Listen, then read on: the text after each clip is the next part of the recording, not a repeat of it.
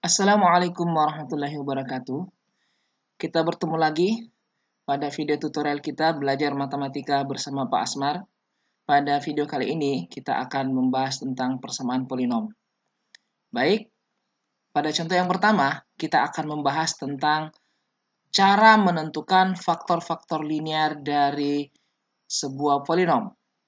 Nah, tentunya kalian masih mengingat bagaimana cara menentukan faktor-faktor linear dari persamaan kuadrat ya. Dari SMP kita sudah pelajari. Contohnya misalnya di SMP kita belajar misalnya x kuadrat dikurang 5x ditambah 6 sama dengan 0. Nah, ini kita bisa faktorkan di SMP dengan mudah. Kita bisa membuat pemfaktoran seperti ini yang sederhana. Nah, untuk x kuadratnya kan x dikali x. Lalu kita mencari dua bilangan yang hasil kalinya positif 6, kemudian jumlahnya negatif 5. Berarti kita bisa dapatkan 6 itu 2 dikali 3. Jumlahnya negatif 5 berarti negatif 2 dengan negatif 3. Nah, negatif 2, negatif 3 jumlahnya negatif 5.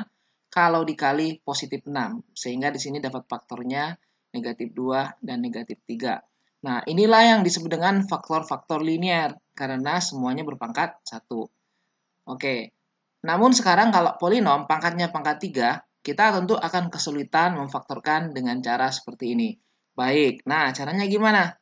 Untuk yang pangkatnya 3, seperti contoh kita sekarang ini. 3x berpangkat 3 ditambah x kuadrat kurang 8x tambah 4. Maka untuk ini kita bisa menggunakan metode Horner yang telah kita bahas pada pertemuan-pertemuan video-video sebelumnya. Ya, kita tulis dulu yang di sini yang berpangkat 3, di sini berpangkat 2, di sini berpangkat 1, dan di sini yang berpangkat 0 atau konstanta. Sini 3 berarti, di sini 1, sini negatif 8, dan di sini 4. Lalu kita akan mencari kemungkinan dari faktor-faktor linearnya. Caranya gimana? Kita melihat kepada konstanta yang ada di belakang. Nah, ini yang kita cari. Kita cukup mencari faktor-faktor dari 4. Faktor-faktor dari 4. Di antaranya apa faktor dari 4? Ya, tentunya 1. Bisa positif 1, bisa negatif 1. Apalagi faktor dari 4? Ya, 2. Bisa positif 2, bisa negatif 2. Dan yang terakhir adalah 4. Bisa positif 4 atau negatif 4. Nah, bilangan-bilangan inilah yang kita coba di sini. Nanti yang menghasilkan sisa paling terakhir 0, itulah faktor. Seperti yang sudah kita pelajari pada video sebelumnya, teorema faktor. Apabila sisanya 0, berarti dia adalah faktor. Contoh, nah misalnya kita menguji dengan 1. 1 ya. Nah, oke kita lihat 1. Kalau gitu ini kita bawa ke bawah langsung 3. Kita kali 3 kali 1, 3 di sini. 1 tambah 3, 4 jumlahnya. 4 dikali 1, 4. Min 4 ditambah, min 8 ditambah 4, minus 4, negatif 4. Negatif 4 dikali 1, negatif 4. 4 ditambah negatif 4, 0. Nah, ternyata 0. Apa artinya 0? Berarti kalau begitu ini, si 1 ini, si 1 kalau kita tulis dalam bentuk linear berarti x kurang 1 ya. Kan x-nya 1 kan? Berarti x kurang 1 adalah faktornya. Adalah faktor. Kenapa bisa faktor? Karena sisanya 0 atau nilainya 0.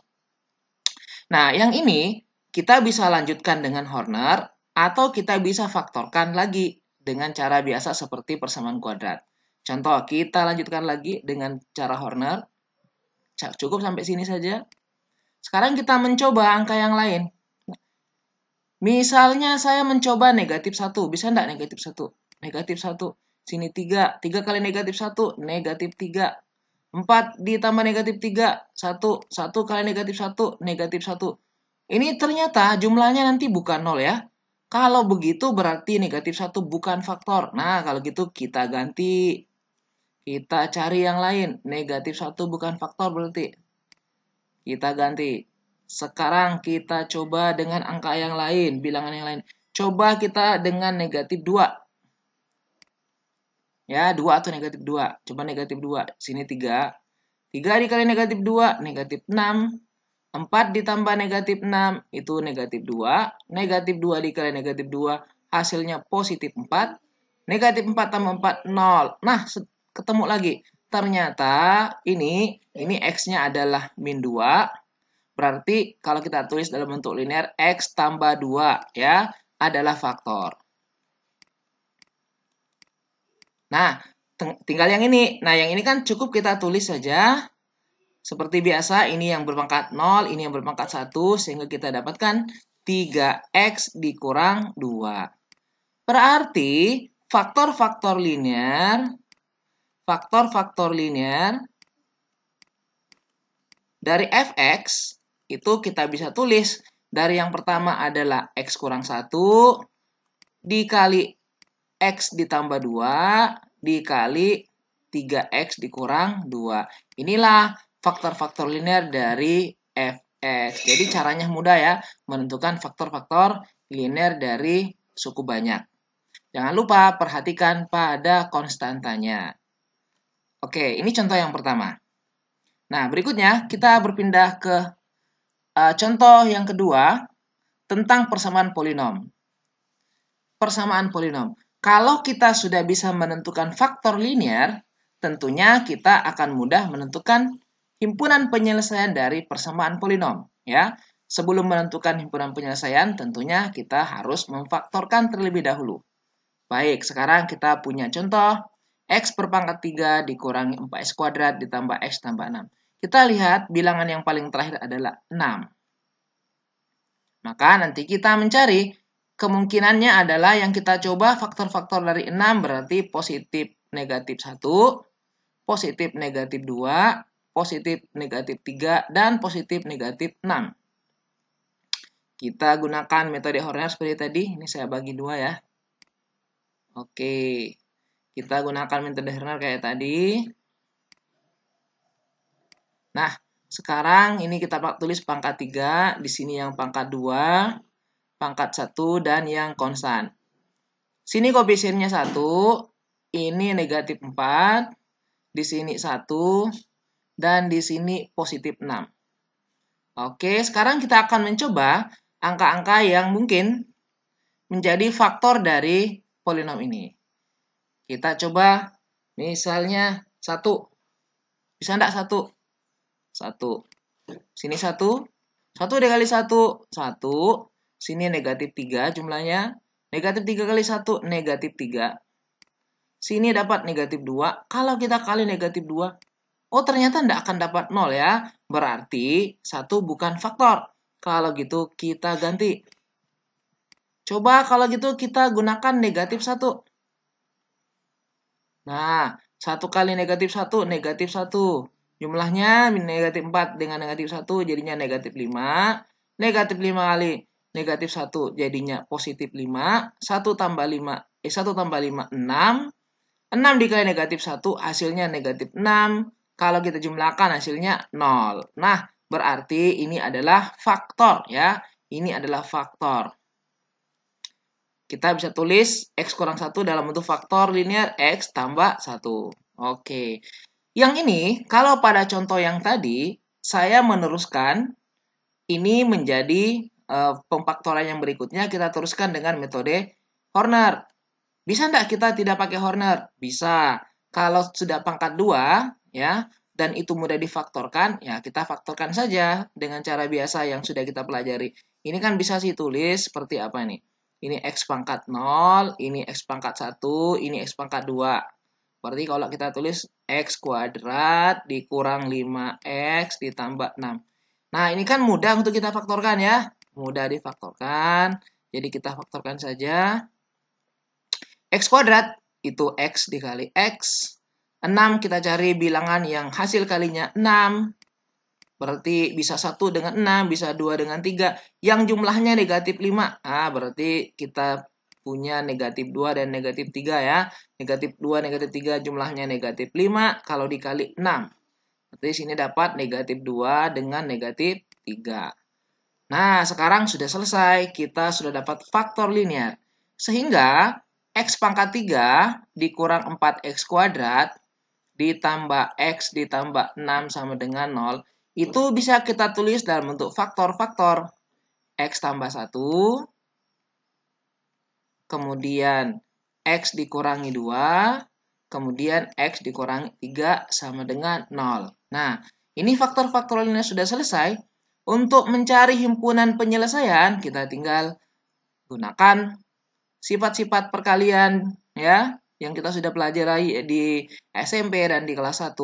Kalau ini dikalikan sama dengan 0, maka kemungkinannya X tambah 1-nya yang sama dengan 0, atau X kurang 2-nya yang sama dengan 0, atau X kurang 3 yang sama dengan 0.